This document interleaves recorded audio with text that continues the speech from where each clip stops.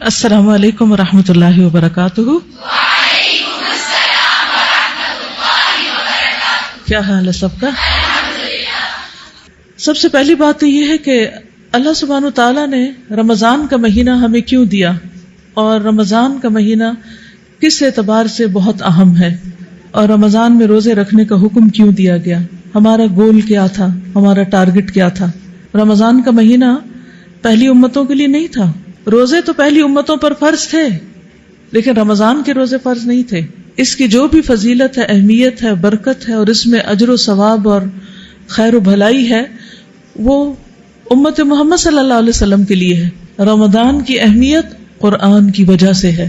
شہر رمضان الذی انزل فیہ القرآن، کہ اس میں قرآن اتارا گیا.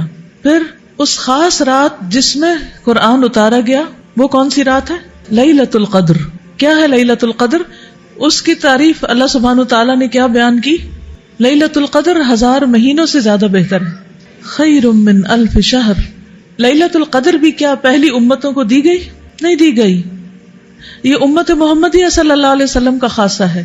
ہم سب سے آخری امت ہیں، لیکن ہم پر اللہ سبحانہ وتعالیٰ کے بے پناہ فضل اور احسان ہیں، جن کے بارے میں نہ ہم سوچتے ہیں اور نہ ان سے فائدہ اٹھاتے ہیں اور نہ ان پر شکر گزار ہوتے ہیں. ہمیں اللہ سبحانہ وتعالیٰ نے یہ انعام کے طور پر دی ہے. لیلۃ القدر کو 1000 مہینوں کے برابر کیوں کہا گیا؟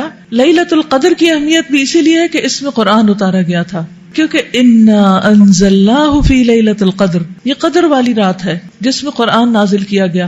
تو آپ خوش قسمت ہیں جنہیں اللہ سبحانہ وتعالیٰ نے اس سال، اس زندگی کے اندر اس سال کا رمضان بھی دیا اور لیلۃ القدر بھی دی. 1000 مہینے کے برابر ایک رات.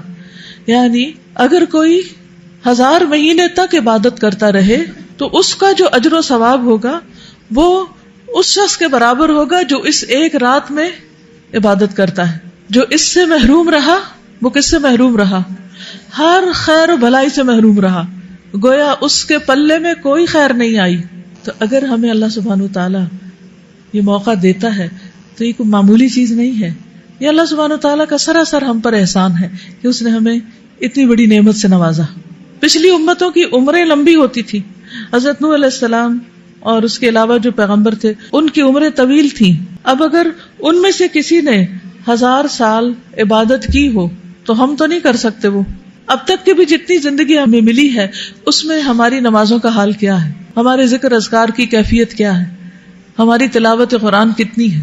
اب دیکھیے کہ ہم میں سے کس کی عمر 83 ایئرز ہے، اور وہ بھی وہ 83 ایئرز کے وہ ہم عبادت میں ہی گزارے. اگر ہم سب غور کریں تو ہم سب کی عبادات کس درجے کی ہیں. تو جس امت پر اللہ تعالیٰ نے اتنا بڑا احسان کیا ہو اس کا کیا فرض بنتا ہے کہ وہ اس احسان کا شکر کیسے ادا کریں اپنی زندگیوں میں حقیقی معنوں میں تبدیلی لانے کے لیے. تو رمضان کے روزے کس لیے تھے؟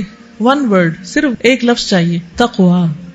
اور تقویٰ کیا ہے؟ کتنا بولتے ہیں ہم یہ لفظ، اور رمضان تقویٰ کے لیے ہے. تو تقویٰ ہے کیا؟ آپ کیسے کہیں گی کہ مجھے تقویٰ مل چکا ہے، اب میں متقی بن چکی ہوں، مجھے رمضان مل گیا، مجھے تقویٰ مل گیا؟ تقویٰ کا لفظی معنی ہوتا ہے بچنا. کس چیز سے بچنا؟ اللہ کی نافرمانی سے، اللہ تعالیٰ کے حق میں کسی بھی طرح کی نافرمانی سے بچنا. بچتا کون ہے؟ جو محتاط ہوتا ہے، کانشیس. تو تقویٰ کیا ہے؟ دراصل محتاط زندگی بسر کرنا، گناہوں سے بچنا. روزے کی حالت میں کھانا کیوں چھڑوایا گیا؟ تاکہ پریکٹس ہو جائے بچنے کی. کس چیز سے بچنے کی؟ خواہشات سے. اپنی خواہشات کو کنٹرول کر کے کھانے سے بچنے کی پریکٹس کروائی گئی. سب سے زیادہ دن میں ہمیں کس چیز کا خیال آتا ہے؟ کھانے کا خیال آتا ہے. تو اس پر روک لگا دی گئی، بچو بچو بچو، سٹاپ سٹاپ سٹاپ، تم کھانے سے تو بچ گئے. تو یہ دراصل کیا تھی؟ تربیت تھی، پریکٹس تھی، ٹریننگ تھی کہ بچو حرام سے بھی، مردہ بھائی کا گوشت کھانے سے، غیبت سے، چغلی سے، ہر طرح کے گناہوں سے. دعا مانگنے کا ہر ایک کا اپنا سٹائل ہوتا ہے. ایک امام کی دعا بہت ہی دل پہ اثر کر گئی. وہ دعا نہیں مانگتے، ایسا لگتا ہے اللہ سے باتیں کر رہے ہیں. وہ جدہ کی ایک مسجد کے امام ہیں. ان کو ایک دعا میں تھا کہ یا اللہ تو کیسے اس پیشانی کو جلائے گا جو تیرے آگے جھکی ہوئی، کیسے ان آنکھوں کو جلائے گا تو جو تیرے لیے روتی ہیں. کیا ہم یہ کہہ سکتے ہیں؟ کیا واقعی ہماری آنکھیں اللہ کی محبت میں روتی ہیں؟ کیسے اس دل کو جلائے گا تو جو تیری محبت سے سرشار ہے؟ دل اللہ کی محبت سے آباد ہے. اور کیا واقعی ہماری پیشانیاں اللہ کے آگے اسی طرح جھکتی ہیں جیسے جھکنا چاہیے؟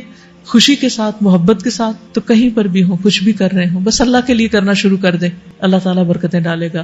وآخر دعوانا ان الحمد للہ رب العالمین. سبحانک اللہم وبحمدک، اشہد ان لا الہ الا انت، استغفرک واتوب الیک. والسلام علیکم ورحمۃ اللہ وبرکاتہ.